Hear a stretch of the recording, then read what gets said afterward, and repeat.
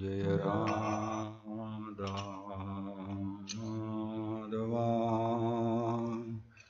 कुंज विहारी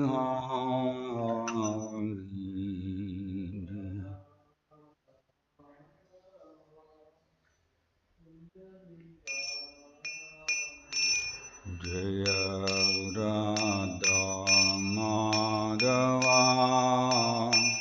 कुंज विहारी जय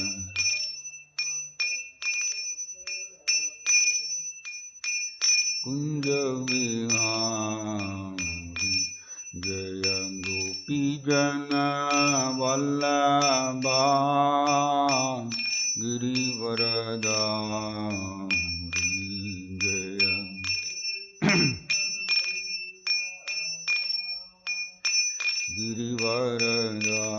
गिरिवरदारी जय गोपी जन वल्लभा जय गिरिवरदारी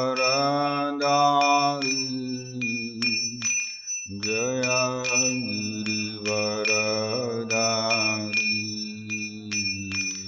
जय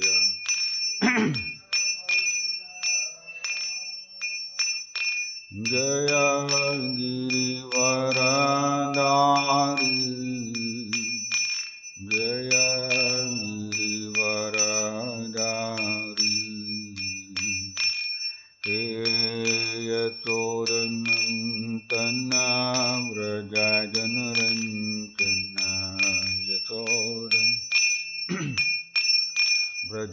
व्रजजनरञ्जन यशोदनन्दन व्रजजनरञ्जन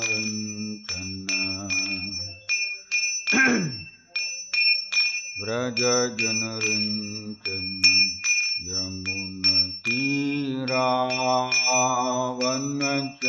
यमुनतीरावनचारि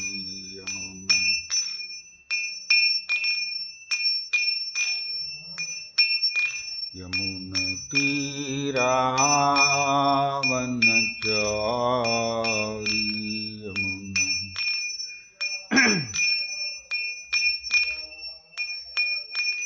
जय राधा माधवा कुंज विहारी जय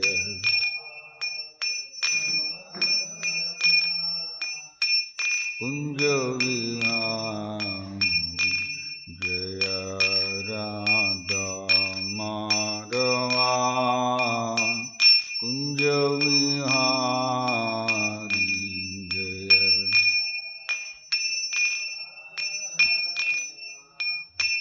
कुंज Vihari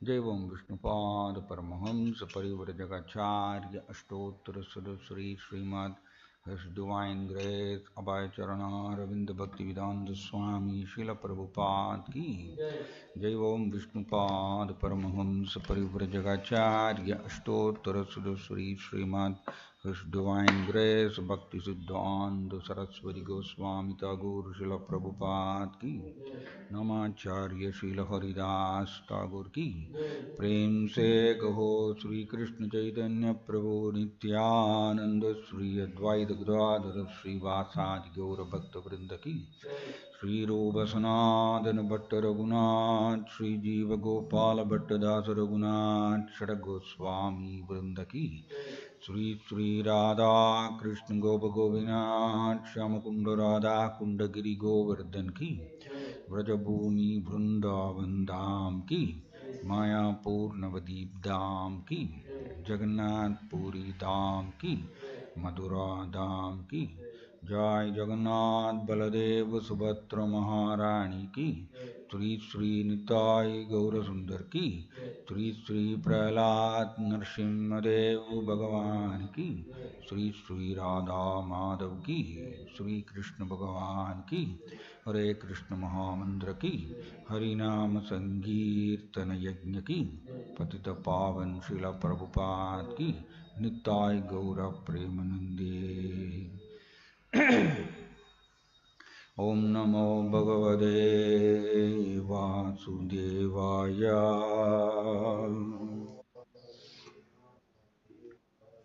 Om Namo Bhagavate Vasudevaya.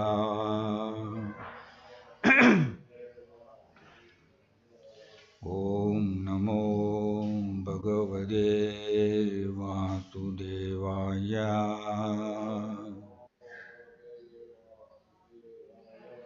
Narayanam namaskrityam naram chaiva narottamam devim saraswatim vyasam tado jayam udiraye. Srimad Bhagavatam, Canto 3, Chapter 26, Text 52. Translation purport by His Divine Grace A.C. Bhaktivedanta Swami Srila Prabhupada Ki Jai. एतत् अण्डं विशेषाख्यं क्रमवृद्धैर्दशोत्तरैः तोयादिभिः परिवृतं प्रदानेनावृतैर्बहिः एतत् अण्डं विशेषाख्यं क्रमवृद्धैर्दशोत्तरैः तोयादिभिः परिवृतं प्रदानेनावृतैर्बहिः एतत् अण्डं विशेषाख्यं क्रमवृद्धैर्दशोत्तरैः तोयादिभिः परिवृतं प्रदानेनावृतैर्बहिः. Oh, some more, two line also is there. Yatra lokavidanoyam Rupam Bhagavado Hare. Translation: this universal egg, or the universe in the shape of an egg, is called the manifestation of material energy. Its layers of water, air, fire, sky, ego, and Mahatattva increase in thickness one after another. Each layer is 10 times bigger than the previous one, and the final outside layer is covered by Pradhana. Within this egg is the universal form of Lord Hari, of whose body the 14 planetary systems are parts. Purport: this universe, or the universal sky, which we can visualize with its innumerable planets, is shaped just like an egg. As an egg is covered by a shell, the universe is also covered by various layers. The first layer is water, next is fire, then air, then sky, and the ultimate holding crust is Pradhana. Within this egg-like universe is the universal form of the Lord as the Virat Purusha. All the different planetary systems are parts of his body. This is already explained in the beginning of Srimad Bhagavatam, 2nd canto. The planetary systems are considered to form different bodily parts of the universal form of the Lord. Persons who cannot directly engage in the worship of the transcendental form of the Lord are advised to think of and worship this universal form.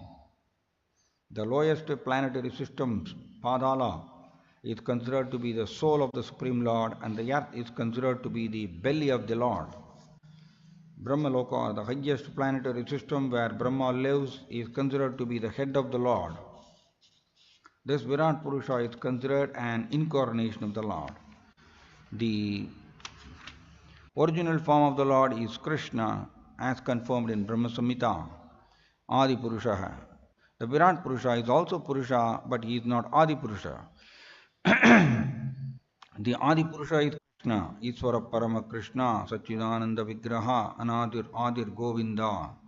In Bhagavad Gita, Krishna is also accepted as the Adi Purusha, the original. Krishna says, no one is greater than I.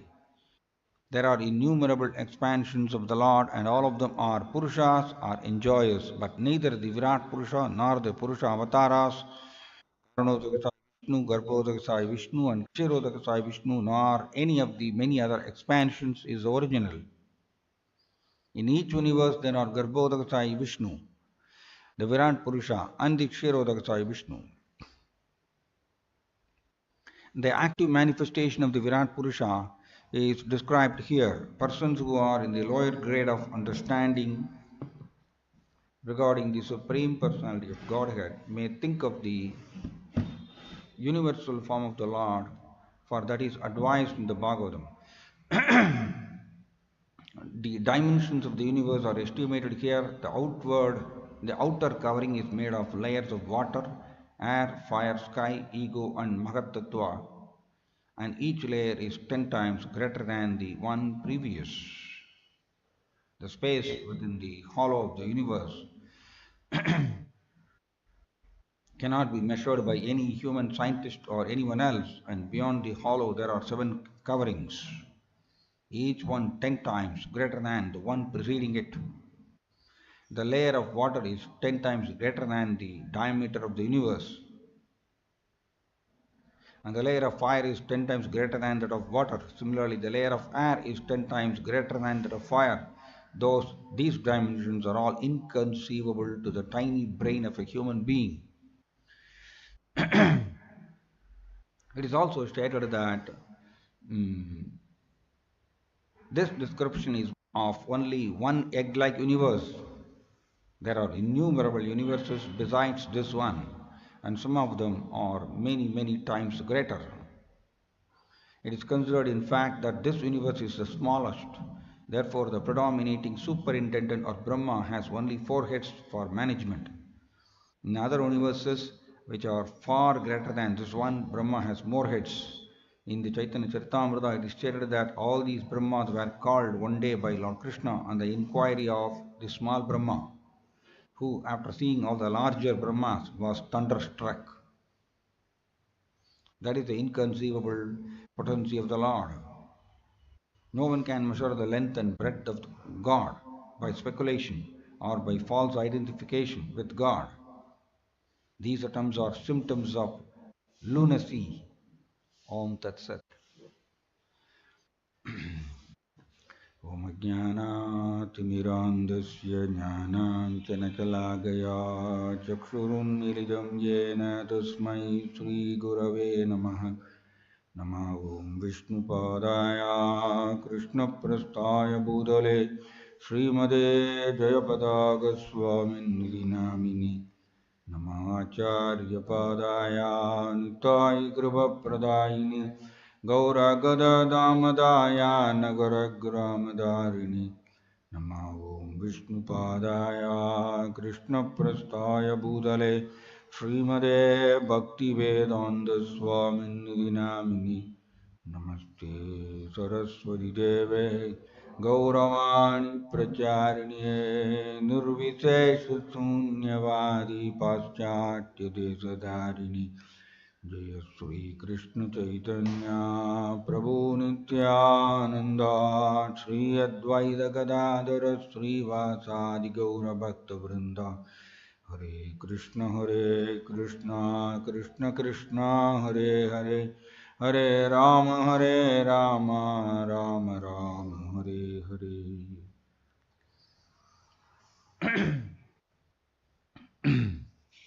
So, இங்க பகவான் கபிலதேவர் இந்த அண்டங்கள் எவ்வாறு அமைக்கப்பட்டிருக்கின்றனங்கிறது சொல்றார்.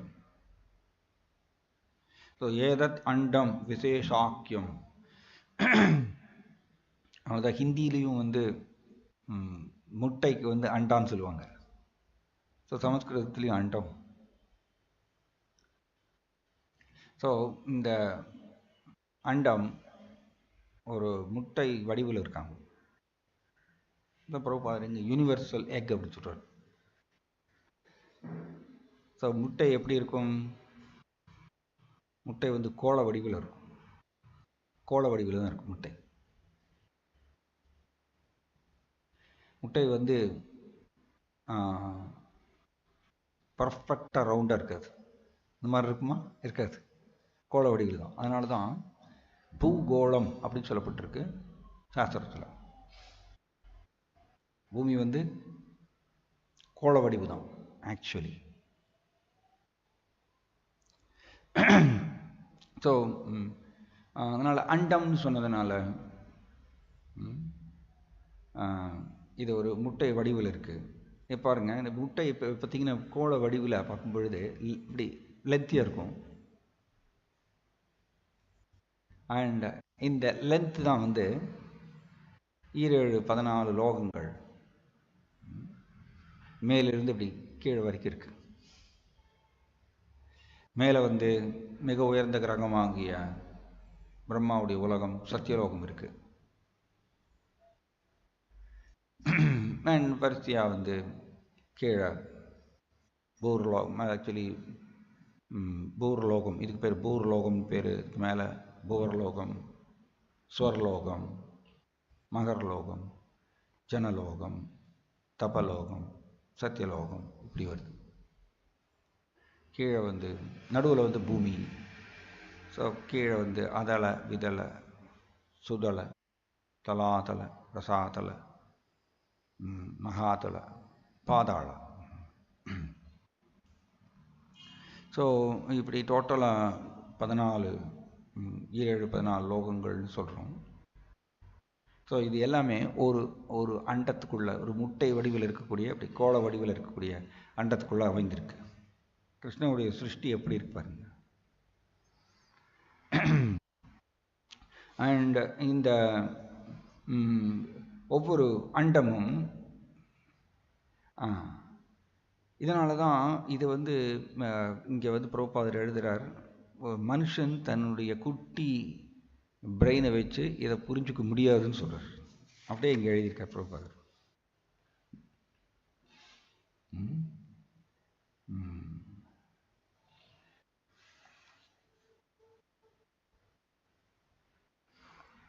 அதாவது நம்மளுடைய அண்டத்தினுடைய பிரம்மா, ஒவ்வொரு அண்டத்துக்கும் பிரம்மா இருக்கார். ஒவ்வொரு அண்டத்துக்கும் இதே மாதிரியே 14 லோகங்கள், தென் அதில் வந்து பிரம்மா இருக்கார்.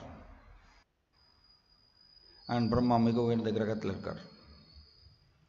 ஸோ பிரபுபாதர் இதை மேற்கோள் காமிக்கிறார். இங்கே கிருஷ்ணா புக்கில் வந்து கிருஷ்ணா துவாரகாவுடைய ராஜாவாக இருக்கும் பொழுது ஒரு தடவை இந்த நம்ம அண்டத்தினுடைய பிரம்மா, நான் சதுர்முக பிரம்மா.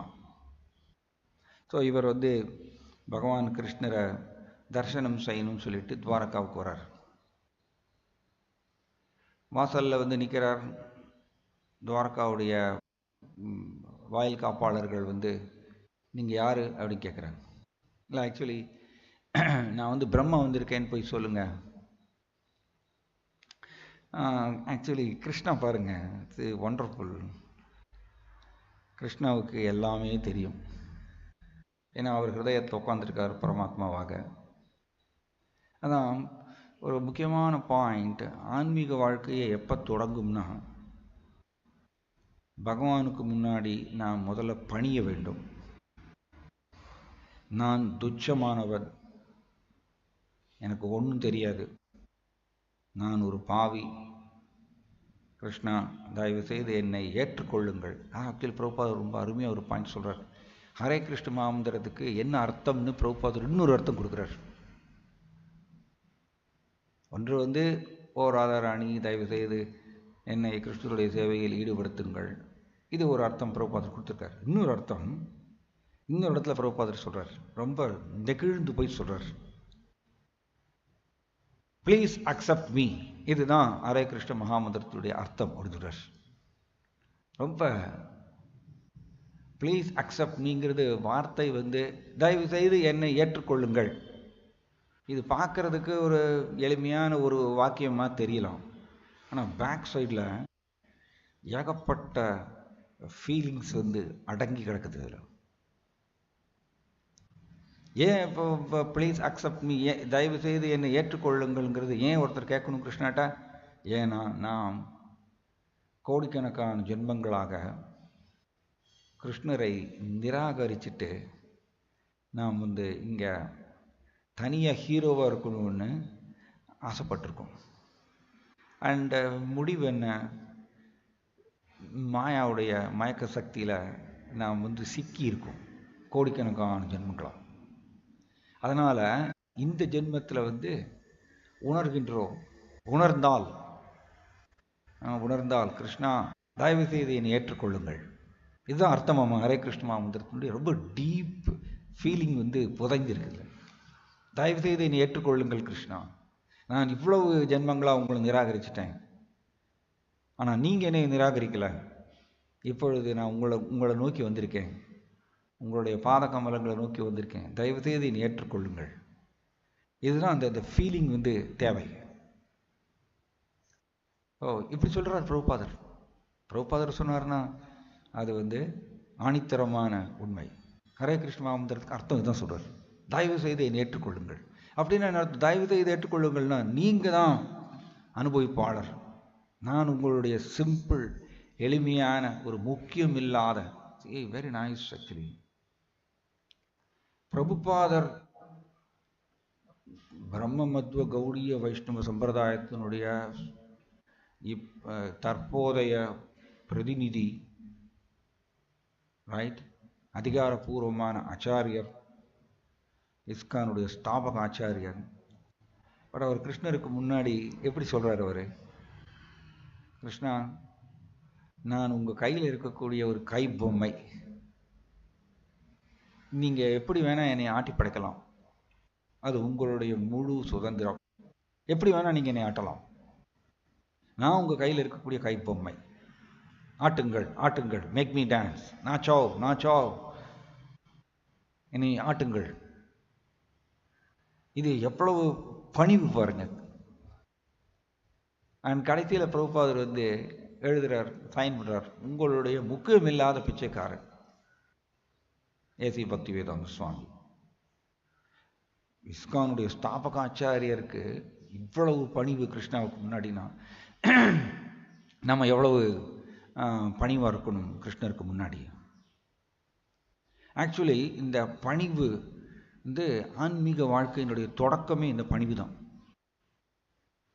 கிருஷ்ணரை மிக உயர்ந்த மிகப்பெரிய பகவான், நான் ஒன்றுமில்லாதவன், நான் துச்சமானவன், நான் உங்களை நிராகரித்த பாவி, தயவு செய்து என்னை ஏற்றுக்கொள்ளுங்கள். இதுதான் ஃபஸ்ட்டு ஆன்மீக வாழ்க்கை தொடக்கம். இந்த ஃபீலிங் வரணும், இந்த பணிவுங்கிற மனப்பான்மை இது வந்தால் தான் ஆன்மீக வாழ்க்கை தொடங்கும்.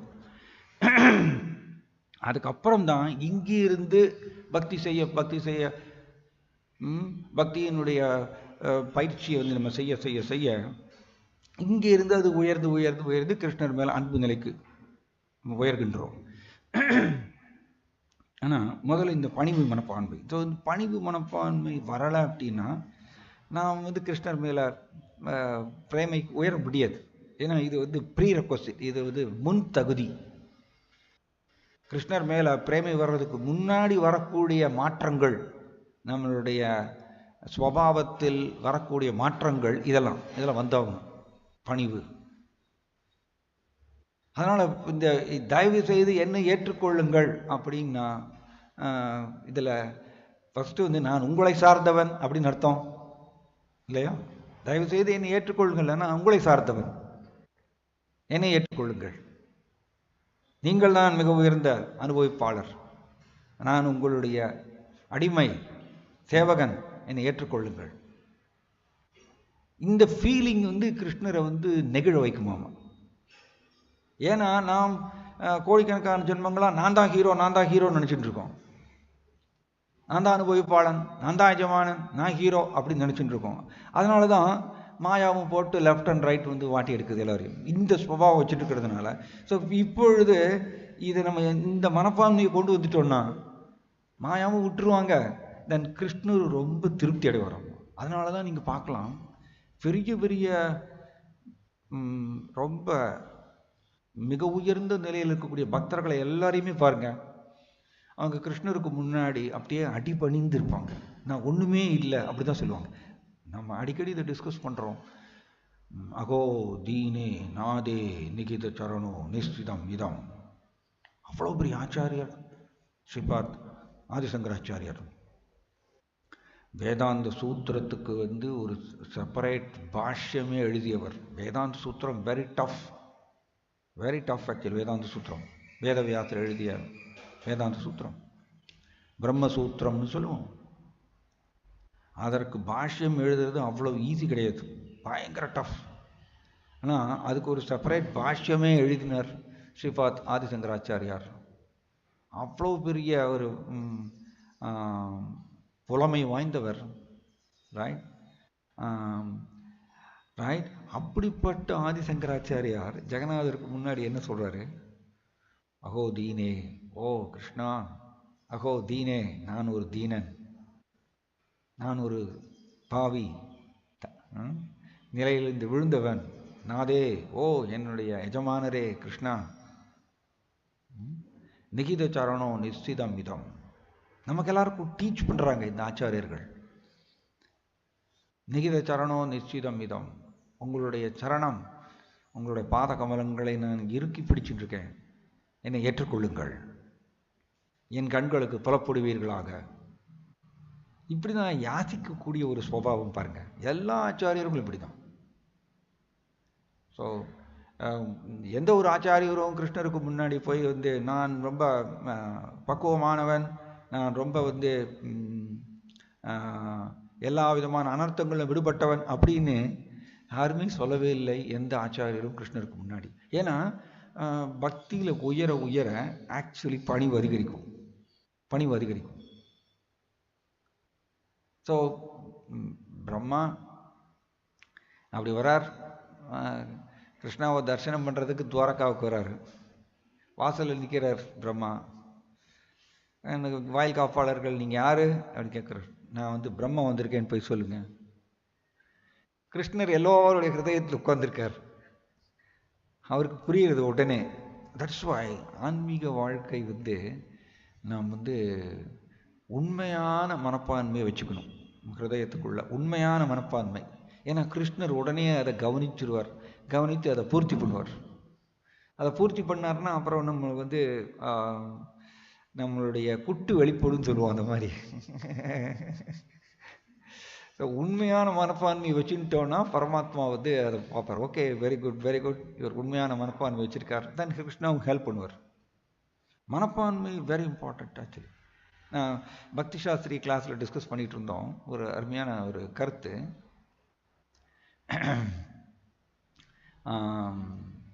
இப்போ பகவானுக்கு இப்போ நைவேத்தியம் செய்கிறோம். ஆக்சுவலி விக்கிரக வழிபாடெல்லாம் செய்கிறோம் பகவானுக்கு. ரைட். விக்கிரக வழிபாடு செய்யும் பொழுது இட்ஸ் ஹோலினஸ் ஆக்சுவலி பானுசுவாமி மகாராஜ் சொல்கிறார், நாம் புலன்களை ஈடுபடுத்துகின்றோம் கிருஷ்ணருடைய சேவையில். ஆனால் அந்த புலன்களை ஈடுபடுத்தும் பொழுது புலன்களுடைய தலைவராகிய மனம் இல்லையா, புலன்களுடைய சீஃப், பிரதானமான புலன் மனம், அதையும் ஈடுபடுத்தணும் கிருஷ்ணனுடைய சேவையில். நாம் தாழ்ந்த நிலையில் இருக்கக்கூடிய புலன்களை எல்லாம் பயன்படுத்திட்டு புலன்களுடைய பிரதானமான புலன் ஆகிய மனம் நம்ம கிருஷ்ணருடைய சேவையில் ஈடுபடுத்தலைன்னா தென் ஆக்சுவலி இது கிருஷ்ணருக்கு அது ஆனந்தத்தை கொடுக்காது. இப்போ நம்ம விக்கிரக வழிபாடு செய்யும் பொழுது மனப்பான்மை எப்படி இருக்கணும்னா, ஓ பகவான் கிருஷ்ணா, நீங்கள் கோலோக ஏவ நிவசதி, நீங்கள் கோலோக பிருந்தாவனத்தில் வசிக்கிறீங்க, ஆனால் நீங்கள் இந்த விக்கிரகத்தில் உட்காந்துக்கிறீங்க. எதற்கு இந்த விக்கிரகத்தில் உட்காந்துக்கிறீங்க? கட்டுண்ட ஜீவாத்மாக்களாகிய எங்களுக்கு உங்களுக்கு சேவை செய்வதற்கு ஒரு வாய்ப்பு கொடுக்குறீங்க. உங்களுக்கு சேவை செய்வதற்கு ஒரு வாய்ப்பு ஏற்படுத்துவதற்கோசரம் ரொம்ப கருணையோடு கோலோக பிருந்தாவனத்திலிருந்து கீழே இறக்கி இந்த விக்கிரகத்திலிருந்து உட்காந்துக்கிறீங்க. உங்களுடைய கருணை எவ்வளவு அபாரமானது அப்படிங்கிறது நினைக்கணும். நம்ம இந்த ஃபீலிங் தேவை. இந்த ஃபீலிங்கோட கலந்து நாம் ஆக்சுவலி இங்கே பாருங்கள், நாம் இப்போ விக்கிரக வழிபாடு செய்கிறோன்னா நாம் மந்திரங்களை சொல்கின்றோம், தந்திரங்களை பயன்படுத்துகின்றோம், முத்ராலாம் பயன்படுத்துகிறோம். ஆனால் இது எல்லாமே கிருஷ்ணருக்கு பெருசாக கவர்ச்சியாக இருக்காதம்மா. இது கூட சேர்ந்து நம்மளுடைய மனப்பான்மையை கலந்து கொடுக்கணுமாம். அதுதான் கிருஷ்ணருக்கு கவர்ச்சியாக இருக்குமாம். ஜாய் ஜெகநாத் பலதேவ் சுபத்ர மகாராணிக்கு. நீங்கள் பார்த்தீங்கன்னா இது ஆனந்த விருந்தாவன சம்பு அதில் கவிகர்ணபூரா ரொம்ப அருமையாக எழுதுகிறார். கிருஷ்ணா கோவர்தன மலையை தூக்கி அதுக்கப்புறம் இந்திராவுடைய கர்வத்தை அடக்கிறார். அதுக்கப்புறம் கோவர்தன மலையை கீழே இறக்கி வச்சிடுறார். கீழே இறக்கி வச்ச உடனே இந்திரன் சுரபி மாதாவை கூட்டிகிட்டு வரார். தென் சுரபி மாதா நிறைய கிருஷ்ணரை புகழறாங்க, பிரார்த்தனை செய்கிறாங்க. தென் இந்திரன் வண்டி போட்டு உட்காந்துட்டுருக்கார். அதுக்கப்புறம் எல்லா தேவர்களும் வராங்க. சிவபெருமான், பிரம்மா, ஆனந்த விருந்தாவன சம்பு நூல் அப்படி எழுதியிருக்கு. சிவபெருமான், பிரம்மா, அப்புறம் அனசூயா, அருந்ததி, கற்புக்கரசிகள், இவங்க எல்லாரும் வராங்க. மற்ற தேவர்கள்லாம் வராங்க. ஸோ அங்கே கிருஷ்ணரை ஸ்மால் பாய், 7 வயது சிறுவன் பாலகன் கிருஷ்ணா, அவர் குளிப்பாட்டுறாங்க. இங்கே ஐராவதம் யானை கூட்டின்னு வர்றார் இந்திரன். ஐராவதம் யானை சுரபி மாதான்னு வரக்கூடிய பால், அந்த பாலை எடுத்து ஐராவதம் யானை அபிஷேகம் செய்கிறதாமா கிருஷ்ணாவுக்கு. தென் அபிஷேகம் செய்த உடனே கிருஷ்ணருடைய ட்ரெஸ் ஈரமாயிருதாமா.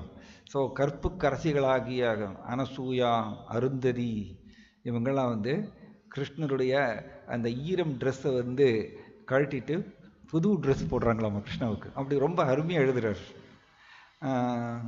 இப்படி கிருஷ்ணரை புது ட்ரெஸ் போட்டு அலங்கரிக்கிறாங்க அந்த கருப்பு கரசிகள். அதுக்கப்புறம் அந்த வைரம், வைடூரியம், தங்கம், பவழம், மாணிக்கம் இதெல்லாம் பதித்த ஒரு பெரிய சிம்மாசனம். அந்த சிம்மாசனத்தில் கிருஷ்ணாவை உட்கார வைக்கிறாங்க. தென் சிவபெருமான் முதல் ஆரத்தி செய்கிறார். ஃபர்ஸ்ட் ஆரத்தி செய்கிறார். அதுக்கப்புறம் ஒவ்வொருத்தராக கிருஷ்ணாவுக்கு ஆரத்தி செய்கிறாங்க. சாமரம் வீசுகிறாங்க, தங்க பிடி போட்ட சாமரம் வீசுகிறாங்க. அப்புறம் கோபால தாபனி உபனிஷத்தினுடைய பர்சானிஃபிகேஷன், அவர் அங்கேருந்து கீழே இறக்கி அவரே மந்திரங்களை போதிக்கிறாரம்மா கிருஷ்ணருக்கு முன்னாடி. கோபால மந்திரத்தை கோபால தாபனி உபனிஷத்தினுடைய பர்சானிஃபிகேஷன் இந்த மந்திரங்களை ஓதுறார். இப்படி எல்லா தேவர்களும் கிருஷ்ணரை ரொம்ப பிரமாதமாக வழிபாடு செய்கிறாங்க, ரொம்ப ஆடம்பரமாக வழிபாடு செய்கிறாங்க. ஆனால் ஆனந்த விருந்தாவன சம்புவில் கவிகர்ணபூரா ஸ்ரீ சைத்தன்ய மகாபிரபுனுடைய கருணையை பெற்றவர் சின்ன குழந்தையாக இருக்கும் பொழுது. ஏன்னா கவிகர்ணபூரா சிவானந்த சேனாவுடைய மகன். ஸ்ரீ சைத்தன்ய மகாபிரபு சிவானந்த சேனாவுடைய வீட்டுக்கு வரும்பொழுது கவிகர்ணபூரா ஒரு 3 வயது குழந்தையம்மா. இந்த 3 வயது குழந்தை இவர் ஸ்ரீ சைத்தன்ய மகாபிரபுடைய பாதத்தில் இருக்கக்கூடிய கட்ட விரலை இந்த குழந்தைய சப்பறாரம்மா, வாயில் எடுத்து வச்சுக்கிறாரம்மா. அண்ட் ஸ்ரீ சைத்தன்ய மகாபிரபு இவ்வாறாக தன்னுடைய கருணையை அந்த குழந்தைக்கு கொடுக்குறார். அதனால் பிற்காலத்தில் கவிகர்ணபூரா பிரம்மாண்டமான சாஸ்திரங்கள் எழுதுகிறார். கவிகர்ணபூரா தான் கௌர கணோத்தேச தீபிகான்கிற ஒரு பெரிய சாஸ்திரம் எழுதியிருக்கார். யாரெல்லாம் கிருஷ்ண லீலையில் இருந்தவங்க எல்லாருமே எப்படி இங்கே சைத்தன்ய மகாபிரபுவோட லீலையில் பங்கு கொள்கிறாங்கன்னு சொல்லிட்டு அவருக்கு அந்த தர்ஷனம் கிடைச்சிது, அந்த திருஷ்டி அவருக்கு கிடைச்சிது. ஏன்னா ஸ்ரீ சைத்தன்ய மகாபிரபுடைய கருணையை பெற்றதுனால கவிகர்ணபூரா கௌர கணோதேச தீபிகா எழுதினார் அண்ட் ஆனந்த விருந்தாவன சம்பு எழுதினார். ஸோ அவ்வளவு அதிகாரப்பூர்வமான ஒரு ஆச்சாரியர் கவிகர்ணபூரா. அவர் எழுதுகிறார். அவருக்கு திருஷ்டி, அவருக்கு அந்த திருஷ்டி இருக்கு, அந்த பார்வை. அவர் எழுதுகிறார், இதுதான் ஆச்சாரியர்களுடைய ரியலைசேஷன் சொல்றது. இதுதான் ஆச்சாரியர்கள் பகவான் கிருஷ்ணா உள்ளே இருந்து அவருக்கு அந்த ரியலைசேஷன் கொடுக்குறாங்க, அதை அவங்க எழுதுறாங்க சாஸ்திரமாக. ஸோ அது எதற்கு இது சொல்ல போறேன்னா, கவிகர்ணபூரா எழுதுகிறார், இங்கே இவ்வளவு ஆடம்பரமாக கிருஷ்ணரை வழிபாடு செய்கிறாங்க. 33 கோடி தேவர்களும் கீழே இறங்கி தங்க பிடி போட்ட சாமரம் வைத்து அவருக்கு வழிபாடு செய்கிறாங்க, ஆரத்தி செய்கிறாங்க. கடைசியில் பிரம்மா அவருக்கு வைரம், வைடூரியம், பவழம், மாணிக்கம், தங்கம் எல்லாம் பதித்த அந்த கிரீடம், அந்த கிரீடத்தை வந்து கிருஷ்ணருடைய தலையில் வைக்கிறாங்க. வைத்து இன்றையிலிருந்து உங்களுக்கு பெயர் கோவிந்தா அப்படின்னு சொல்லிட்டு பிரம்மா வந்து கிருஷ்ணாவுக்கு அந்த பெயர் சூட்டுறார். அது வரைக்கும் கிருஷ்ணாவுக்கு கோபால்ங்கிற பெயர் தான். நம்ம பிரம்மா வந்து இப்படி இந்த லீலைக்கு அப்புறம் அவருக்கு கோவிந்தாங்கிற பெயர் வைக்கிறார். ஆனால் கவிக்கரண பூரா எப்படி எழுதுறாருன்னா, கிருஷ்ணருக்கு இருப்பு கொள்ளலையாமா, இருப்பு கொள்ளலையாமா. ஆக்சுவலி இவங்க ரொம்ப ஆடம்பரமாக வழிபாடு செய்கிறாங்க. மந்திரங்களையெல்லாம் வந்து உபனிஷத மந்திரங்களையெல்லாம் ஓதி அப்படி ரொம்ப ஆடம்பரமாக வழிபாடு செய்கிறாங்க. ஆனால் கிருஷ்ணருக்கு இருப்பு கொள்ளலையாமா, பிடிக்க ஆக்சுவலி ரொம்ப கஷ்டமாக இருக்காமா. ஏன் அப்படின்னா, கிருஷ்ணா வந்து அவருடைய பாய்ஸ் கூட வந்து ஓடி ஆடி விளையாடணும், அதுதான் அவர் விரும்புகிறாரம்மா. பாய்ஸ் கூட வந்து சிரித்து சிரித்து அவங்க கேலி பண்ணுவாங்க கிருஷ்ணரை வந்து மரியாதை எதுவும் இல்லாமல் அவங்க கேலி பண்ணி பேசுவாங்க. அண்ட் கிருஷ்ணா அதை ரசிப்பார். அண்ட் அந்த பாய்ஸ் கூட விளையாடுவார். இது வந்து கிருஷ்ணருக்கு ரொம்ப பிடிச்சிருந்ததாம். ஆனால் இங்கே பிரம்மா சிவபெருமான்லாம் தள்ளி நின்று மரியாதையோடு உபனிஷத மந்திரங்களை எல்லாம் போதித்து அவர் வழிபாடு செய்கிறாங்க. கிருஷ்ணருக்கு அது இருப்பு கொள்ளலையாம், பிடிக்கலையாமா, ரொம்ப கஷ்டப்பட்டு உட்காந்துட்டு இருந்தாராமா. ஏன்னா இந்திரன் வந்து தான் செய்த அபராதத்துக்கு அவர் பாவ மன்னிப்பு தேடுறாரு. பாவ மன்னிப்பு தேடும் விதத்தில் இந்த மாதிரி வழிபாடு செய்கிறார். அதுக்கோசரம் பொறுத்துக்கிறாராமா. கிருஷ்ண பக்கா ஆக்சுவலி கிருஷ்ணன் வந்து அந்த இங்கிதம் தெரிஞ்சவர். இந்த இங்கிதம் ரொம்ப பர்ஃபெக்டாக அந்த அந்த அந்த இங்கிதம் அந்த கலாச்சாரத்தை கடைபிடிப்பார் கிருஷ்ணா. யாரையுமே எந்த ஜீவாத்மாவுடைய கிருஷ்ணரை நோக்கி ஒரு ஜீவாத்மா கிருஷ்ணரை நோக்கி தன்னுடைய ஃபீலிங்ஸை தெரிவித்தார்னா கிருஷ்ணா பர்ஃபெக்டாக வந்து பரிமாற்றம் செய்வாராமா. அந்த இங்கிதம் தெரிஞ்சவர் அவர் வந்து அது நிராகரிச்சுட்டு அசட்டை செய்கிற மாதிரிலாம் கிருஷ்ணாட்ட பார்க்க முடியாது. அதுக்கு பேர் தான் அவர் வந்து சேத்தனானாம்னா அது அர்த்தம். அவர் வந்து உணர்வு நிரம்பிய ஜீவாத்மாக்களுக்கு பிரதானமான ஒரு பர்சனாலிட்டி பகவான் கிருஷ்ணா. அதனால இங்க இந்திரனுடைய ஃபீலிங்கை வந்து அவர் புரிஞ்சுக்கிறார். ஓகே, இந்திரன் இப்ப வருந்துறார் தான் செய்த தவறுக்கு, அதுக்கு மன்னிப்பு கேட்டும் விதத்துல இந்த மாதிரி ஆடம்பரமான வழிபாடு செய்கிறார். ஸோ அதை நான் ஏற்றுக்கொள்ளணும். ஏன்னா இல்லைன்னா இந்திரன் மனம் வந்து புண்படும். நான் ஏற்றுக்கொள்ளலை அப்படின்னா நான் மன்னிப்பு கொடுக்கல நினைச்சுப்பார், அவர் புண்படும் மனம். அதுக்கோசரம் கிருஷ்ணா பொறுத்துக்கிறாரம்மா. பொறுத்துண்டு இந்திரனுக்கோசரம் அப்படி ரொம்ப கஷ்டப்பட்டு சிம்மாசனத்தில் உட்காந்துட்டு இந்த வழிபாடெல்லாம் வாங்கிக்கிறாரம்மா. ரெண்டுமே கரெக்டாக பண்றாரு பாருங்க கிருஷ்ணா. ஒன் சைடு இந்திரனை வந்து திருப்தி பண்றதுக்கோசரம் அவருடைய வழிபாடை ஏற்றுக்கொள்கின்றார். ஆனா அவருக்கு கிருஷ்ணருக்கு வேற மனப்பான்மையாமா. இவங்கெல்லாம் எப்ப முடிப்பாங்க, நான் எப்பொழுது என்னுடைய பாய்ஸ் கூட நான் விளையாடுவேன், இதுதான் அவருக்கு இருந்துதாமா. கிருஷ்ணனுடைய ஃபீலிங்ஸ் அப்படி. இவங்க எல்லாம் வந்து பயங்கரமா எல்லாம் ரொம்ப ஆடம்பரமா வழிபாடு செய்துட்டு அதுக்கப்புறம் வந்து ஒவ்வொரு தேவர்களாக கிளம்பி போறாங்க. கிளம்பி போனதுக்கப்புறம் ஃபைனலி இந்திரன் வந்து கிருஷ்ணருடைய பாத கமலங்களில் விழுந்து மன்னிப்பு கேட்கிறார். தென் கிருஷ்ணர் வந்து இந்திரனுக்கு போதிக்கிறார், இனிமே எக்காரணத்தை கொண்டும் இந்த மாதிரியே செருக்கு கர்வம் வரக்கூடாது, உனக்கு கர்வம் வரக்கூடாது. ஏன்னா நீ என்னுடைய சேவையில் ஈடுபடுகின்றாய், அதனால என்னுடைய சேவையில் ஈடுபடும் போது உனக்கு இந்த கர்வம் வரக்கூடாதுன்னு சொல்லிட்டு அவர் வந்து புத்திமதி சொல்லி தன்னுடைய ஆசீர்வாதத்தை சொல்லி அவருக்கு மன்னிப்பு கொடுத்து அனுப்புறார் இந்திரனை. இந்திரன் கடைசியாக இதை பண்ணிட்டு இந்திரன் மட்டும் அவர் கடைசியில் கிளம்பி போறார். இப்படி இந்திரன்லாம் மற்ற தேவர்கள்லாம் போய் இப்படி ஆகாயத்தில் நிற்கிறாங்க. அங்கேருந்து பார்க்குறாங்க. இவங்க எல்லாம் போன உடனே பாய்ஸ் எல்லாம் வர்றாங்க. பாய்ஸ் எல்லாம் வந்த உடனே அவங்க வந்து, ஏ கிருஷ்ணா, வாட் இஸ் திஸ், இது என்னது இது, ஏதோ இங்கே ஒரு தங்க பிடி போட்டு சாமரம் ஒன்று கிடக்குது, இங்கே தங்க விளக்கு இருக்கு. அவங்க வந்து அந்த தங்க விளக்கில் வந்து அவங்க ஆர்த்தி காமிச்சிருக்காங்க. அந்த தங்க விளக்கு எரிஞ்சிட்டு இருக்கு. அவங்க வந்து அங்கே பாய்ஸ் வந்து சும்மா விளையாட்டுத்தனமாக அந்த அந்த தங்க விளக்கை வந்து கிருஷ்ணருக்கு முன்னாடி இப்படி சுற்றுறாங்களாமா. கிருஷ்ணருக்கு முன்னாடி அப்படி சுற்றுறாங்க தங்க விளக்கு, எரியக்கூடிய அந்த விளக்கை. எந்த மரியாதையும் இல்லையாமா, ஜஸ்ட்டு அவங்க வந்து சும்மா அப்படி சுற்றுறாங்க. அண்ட் இன்னொரு சிறுவன் வந்து தங்க பிடி போட்ட சாமரத்தை வந்து சும்மா விளையாட்டுத்தனமாக வீசுறாரு கிருஷ்ணருக்கு முன்னாடி. கிருஷ்ணர் வந்து அதை ரொம்ப ரசிக்கிறாராமா. தென் நந்த மகாராஜா வர்றார். நந்த மகாராஜா வந்து பக்கத்தில் அங்கே கிரீடம் இருக்கு, வைரம் வைடூரியம் எல்லாம் பதித்த கிரீடம். அந்த கிரீடத்தை எடுத்து திரும்ப நந்த மகாராஜா வந்து கிருஷ்ணனுடைய தலையில வைக்கிறார். வைத்து இன்னிலிருந்து உன் பெயர் கோவிந்தா அப்படின்னு சொல்றார். பிரம்மா வந்து இந்த முடி சூட்டும் பண்ணும் பொழுது கோவிந்தான்னு சொல்லும்போது கிருஷ்ணாவுக்கு பெருசா ஒரு ஆனந்தம்லாம் இல்லையாமா. ஆனால் நந்த மகாராஜா வந்து அந்த அன்போட அந்த கிரீடத்தை எடுத்து கிருஷ்ணனுடைய தலையில வைத்து இன்னிலிருந்து உங்க பெயர் கோவிந்தான்னு சொன்ன உடனே கிருஷ்ணருக்கு பயங்கர ஆனந்தமாகும்.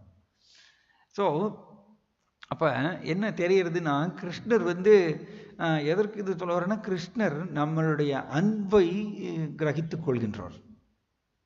அப்போ நாம் விக்கிரக வழிபாடு செய்யும் பொழுது, ஓ பகவான், நீங்கள் வந்து இப்படி கோலோக பிருந்தாவனத்திலிருந்து கீழே இறங்கி வந்து விக்கிரகத்தில் உட்காந்துருக்கீங்க, எங்களுக்கெல்லாம் உங்களுக்கு சேவை செய்வதற்கு வாய்ப்பு கொடுக்கும் வகையில் கருணையோடு நீங்கள் கீழே இறங்கி வந்து உட்காந்துருக்கீங்க. இந்த ஒரு ஃபீலிங், கிருஷ்ணருடைய கருணையை புரிந்து கொள்ளும் விதத்தில் நம்முடைய ஃபீலிங் இருக்கணும் நம் விக்கிரக வழிபாடு செய்யும் பொழுது. தான் நாம் வந்து அப்போ அந்த சேவை செய்யும் பொழுது அந்த அன்பு கலந்து நம்ம சேவை செய்வோம். அது கிருஷ்ணருக்கு ரொம்ப பிடிக்கும். இது ரொம்ப இம்பார்ட்டன்ட். இது நம்ம இதை கவனிக்கணும். பிரபுபாதர் நம்மளுக்கு சொல்லி கொடுத்துருக்காரு அது.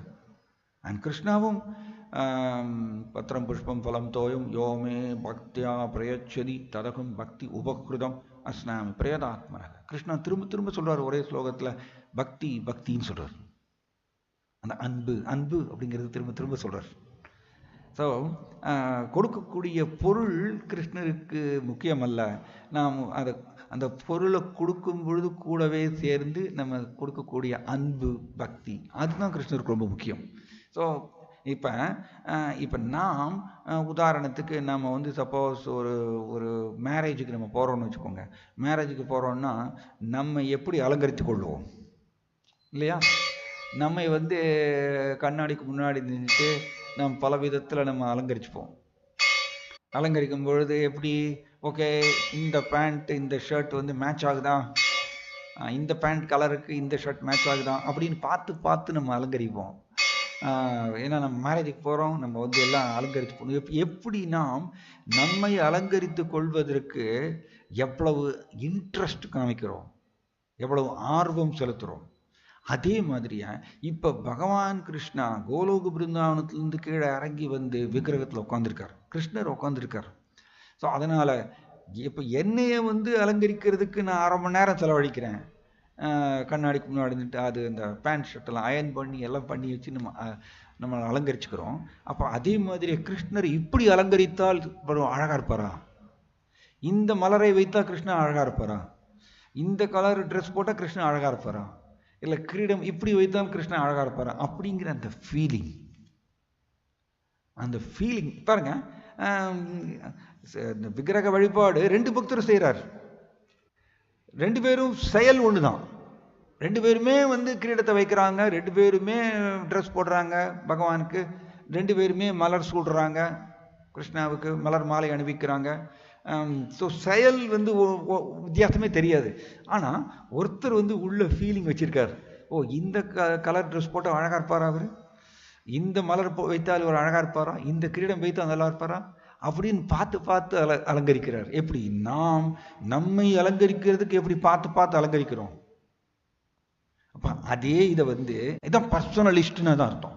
பர்சனலிஸ்ட் அப்படின்னா எனக்கு நான் என்னென்னலாம் செய்வேனோ அதை நான் வந்து கிருஷ்ணருக்கு அதே மாதிரி பார்த்து பார்த்து செய்யணும். அந்த ஃபீலிங் அப்படியே வந்து கிருஷ்ணர்கிட்ட தெரிவிக்க வேண்டும். எப்படி நம்ம வந்து நம்ம சாப்பிட்றது வந்து எப்படி விதவிதமாக நம்ம சாப்பிடணும்னு பார்க்குறோம் இல்லையா, அதே மாதிரியா கிருஷ்ணருக்கு வந்து இப்படி இந்த ஐட்டம் குக் பண்ணால் அவருக்கு பிடிக்குமா, இந்த நேற்றுக்கு இதை கொடுத்துருக்கோம், இன்றைக்கி வேறு ஐட்டம் கொடுக்கலாம், இன்றைக்கி இது வந்து டேஸ்டியாக இருக்குமா அப்படின்னு யோசித்து அப்போ என்ன ஆகுறது, நம்மளுடைய திங்கிங் அதில் போகிறது. அதைத்தான் கிருஷ்ணர் சுவைக்கிறார். கிருஷ்ணர் வந்து பொருளை சுவைப்பதில்லை, பொருளை சுவைப்பதே கிடையாது. ஏன்னா எல்லா பொருளும், பிரபுபாதர் அருமையான பாயிண்ட் சொல்றார். கிருஷ்ணாவோட ரூபமோ சச்சிதானந்த விக்கிரகம், தெய்வீக ரூபம். தெய்வீக ரூபத்தில் இருக்கக்கூடிய கிருஷ்ணா எப்படி ஜட பொருளை சுவைக்க முடியும்? தெய்வீக ரூபத்தில் இருக்கக்கூடிய கிருஷ்ணா தெய்வீகத்தை தான் சுவைக்க முடியும், ஜடத்தை சுவைக்க முடியாது. தெய்வீகம் ஏது? நம்மளுடைய ஃபீலிங்ஸ் வந்து தெய்வீகம், நம்மளுடைய ஃபீலிங்ஸ் தெய்வீகமானது, அதை சுவைக்கிறார் கிருஷ்ணா. ஸோ அந்த பாயிண்ட் என்ன அப்படின்னா, ஃபர்ஸ்ட் வந்து கிருஷ்ணர்கிட்ட முதல்ல பணிவு, தன்னை துச்சமானவனாக கருதி கிருஷ்ணரை மிகப்பெரிய பகவானாக ஏற்றுக்கொண்டு அவர்கிட்ட வந்து மன்னிப்பு கேட்கணும், அவர்கிட்ட பணிய வேண்டும். என்னை ஏற்றுக்கொள்ளுங்கள் கிருஷ்ணா, தயவு செய்து என்னை ஏற்றுக்கொள்ளுங்கள். அதான் ராமச்சந்திர பகவான் சொல்றார், யாராவது ஒருத்தர் ஈவன் ஒரு எதிரியா இருந்தாலும் கூட அவர் எங்கிட்ட பாதத்துல வந்து விழுந்து நமஸ்காரம் பண்ணி, ஓ ராமா நான் உங்களை சார்ந்தவன் அப்படின்னு சொன்னா போதும், நான் விரதம் எடுத்திருக்கிறேன், அவர் எவ்வளவு பெரிய எதிரியா இருந்தாலும் அவருக்கு பாதுகாப்பு கொடுப்பதற்கு நான் விரதம் எடுத்திருக்கிறேன்னு சொல்றார். பகவானுடைய கருணை பாருங்க எப்படி, அவருடைய மன்னிக்கக்கூடிய சுபாவம் எப்படி பாருங்க. எதிரியா இருந்தாலும் பரவாயில்ல, நான் உங்களை சார்ந்தவன்னு நான் வந்து சொல்லி காலில் விழுந்துட்டேன்னா போறோம், நான் அவருக்கு பாதுகாப்பு கொடுக்கறதுக்கு விரதம் எடுத்திருக்கின்றேன், இது விரதம் மமா அப்படின்றார், இது என்னுடைய விரதம் அப்படின்றார்.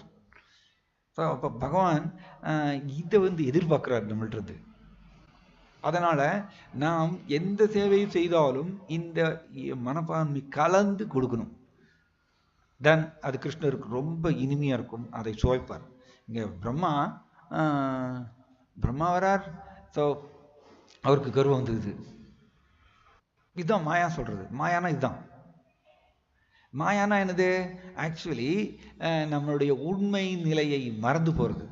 கிருஷ்ணர் கூட எனக்கு என்ன உறவு இருக்கின்றதுங்கிறது அது மறந்து போறது மாயா. கிருஷ்ணர் பகவான் முழு முதற் கடவுள், நான் அவருடைய நிரந்தர சேவகன். இந்த உறவை மறந்து போகுவதுதான் மாயாவுடைய வேலையை. மாயானா அது அர்த்தம். மறந்து போய் அந்த மாய தோற்றத்தை உண்மைன்னு பிடிச்சுப்போம். மாயத்தோற்றத்தை மாயா ஏற்படுத்துறது. அந்த மாயத்தோற்றத்தை உண்மைன்னு அணைத்துக் கொள்வதுதான் நம் மாயினுடைய பிடியில சிக்கியிருக்கோன்னு அது அர்த்தம். இது பிரம்மாவுக்கே நடக்கிறது. நம்ம யாரு? நாமெல்லாம் ஏமாத்துறோம். ஸோ பிரம்மா வந்து கிருஷ்ணா வந்து பிரிஞ்சு போயிடுச்சோ, பிரம்மா இந்த மாதிரி நினைக்கிறார் மனசுல இருக்கிறது. அவர் நினைச்ச உடனே கிருஷ்ணாவுக்கு தெரிஞ்சு போயிடுச்சு. கிருஷ்ணா உள்ள உட்காந்துருக்காரு துவாரகால ராஜாவா, ஆனா பிரம்மா வெளியில வாசல்ல நிற்கிறாரு. பிரம்மா இப்படி நினைக்கிறாருன்னு தெரிஞ்ச உடனே கிருஷ்ணாவுக்கு தெரிஞ்சு போயிடுச்சு. அதனாலதான் ஆன்மீகம் வந்து மனப்பான்மையை உண்மையாக, நேர்மையாக, நேர்த்தியாக நாம் வைத்துக் கொள்ள வேண்டும். ஏன்னா கிருஷ்ணா அதை வந்து கவனிக்கிறார்.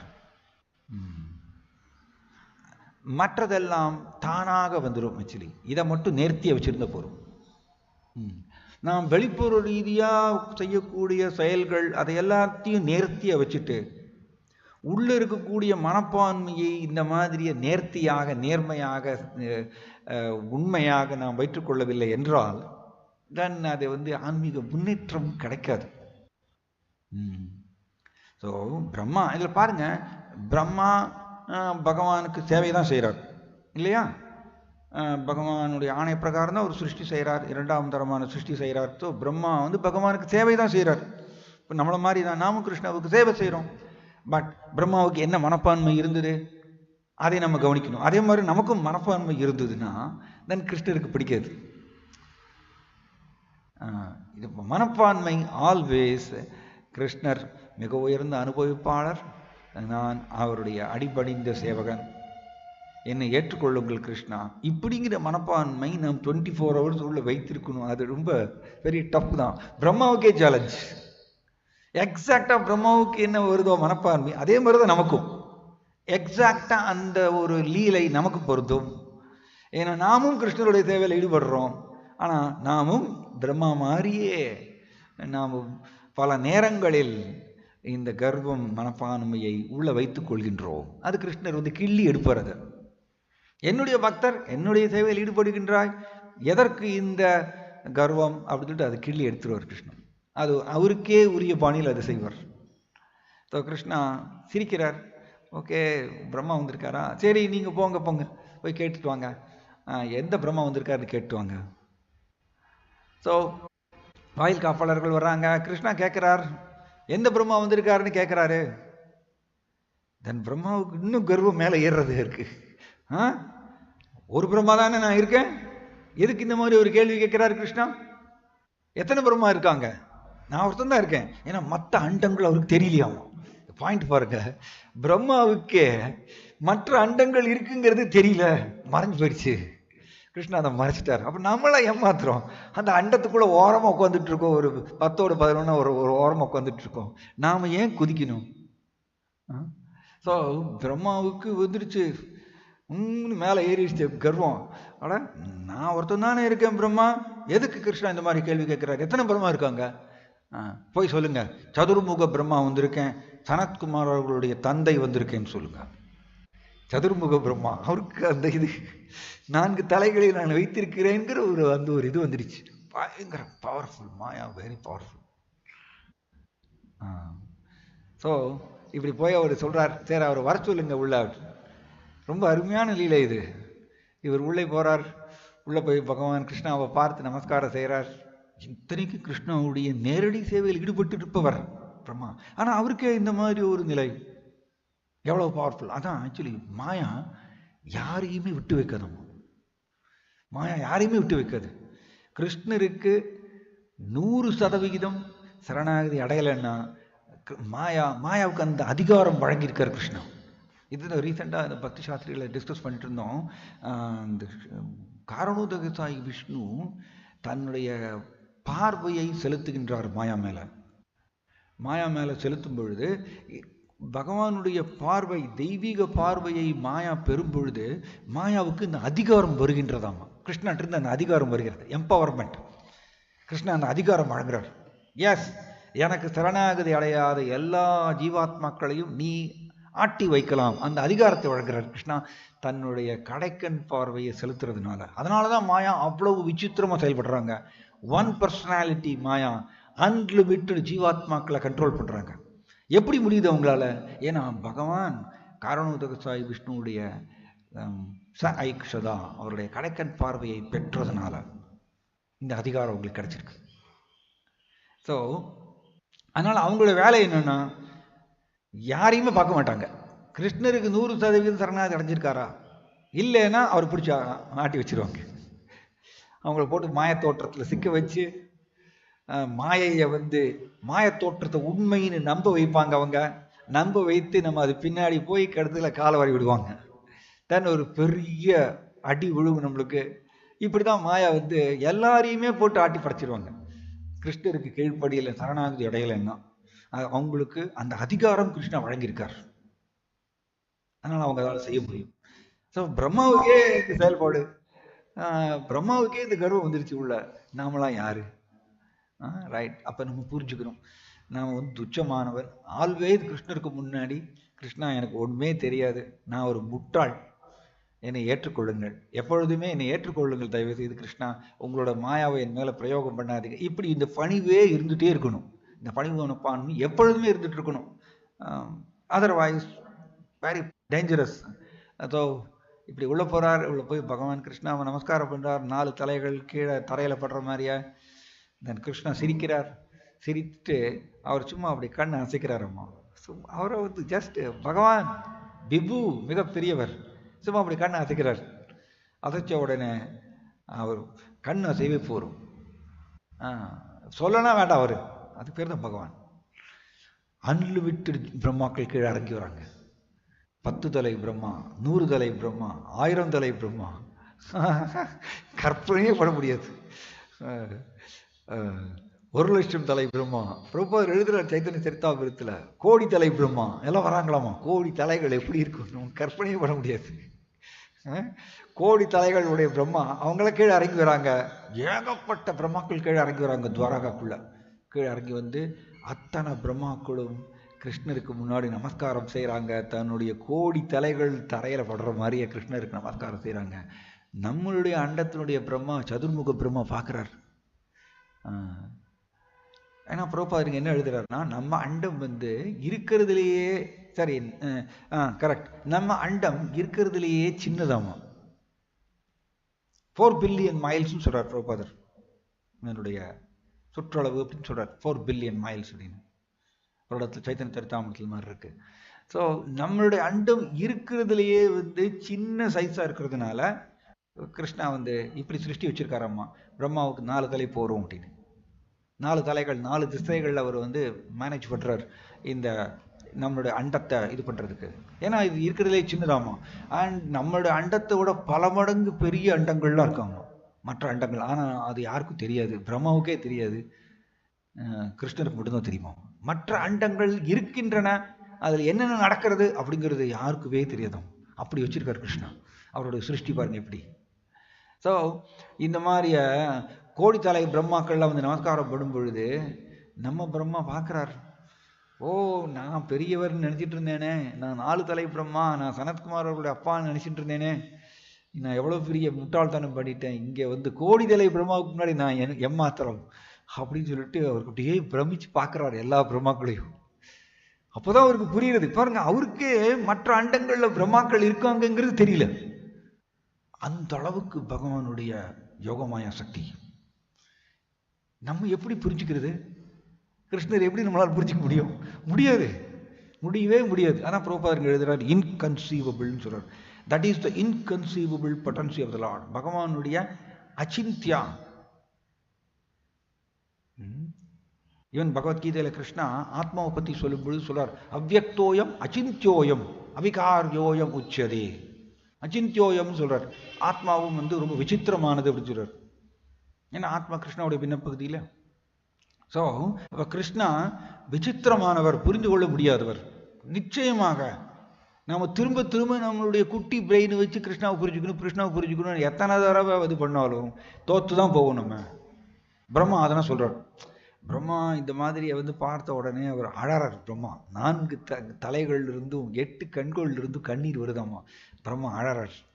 அடாடா நான் வந்து பெரிய ஒரு சிருஷ்டிகர்த்தான்னு சொல்லிட்டு கர்வப்பட்டுட்டேனே, கிருஷ்ணா என்னைய மன்னிச்சிருங்க அப்படி சொல்லிட்டு கிருஷ்ணாவுக்கு முன்னாடி நமஸ்காரம் செய்கிறார். தன்னுடைய 4 தலைகளும் தரையில் படுற மாதிரியா. அப்போ பிரம்மா சொல்றார், மற்றவங்க வேணா சொல்லலாம் கிருஷ்ணாவை நான் புரிஞ்சுட்டேன்னு சொல்லலாம், ஆனால் என்னை பொறுத்த வரைக்கும் நான் கிருஷ்ணரை நான் புரிஞ்சுக்கல அப்படின்றார். இது 10வது கண்டத்தில் வருது. கிருஷ்ணரை நான் இன்னும் புரிஞ்சுக்கல அப்படின்னு பிரம்மா வந்து பர்சனலாக இதை சொல்றார். பிரம்மா யாரு? நம்ம சம்பிரதாயத்தினுடைய முதல் ஆச்சாரியார். அண்ட் நம்மளுடைய அண்டத்துல வந்து மிக உயர்ந்த கிரகத்தில் வசிப்பவர் பிரம்மா. அவரே வந்து இப்படி சொல்றார், நான் கிருஷ்ணரை நான் புரிஞ்சுக்கல, மற்றவங்க வேணா சொல்லட்டும் நான் கிருஷ்ணரை புரிஞ்சுட்டேன்னு, நான் என்னை பொறுத்த வரைக்கும் நான் புரிஞ்சுக்கல அப்படின்னு. இப்போ பிரம்மா கிருஷ்ணரை புரிஞ்சிக்கலன்னு சொல்லும் பொழுது அவ்வளவு பணிவு அவருக்கு பகவானுக்கு முன்னாடி. அந்த பணிவுக்கு திரும்பவும் கீழே இறங்கிட்டார் பிரம்மா. அப்போ நாம் எப்படி இருக்கணும், நம்ம அதை நம்ம புரிஞ்சுக்கணும். அதனால தான் இந்த ஆன்மீக வாழ்க்கையினுடைய தொடக்கமே இந்த பணிவு.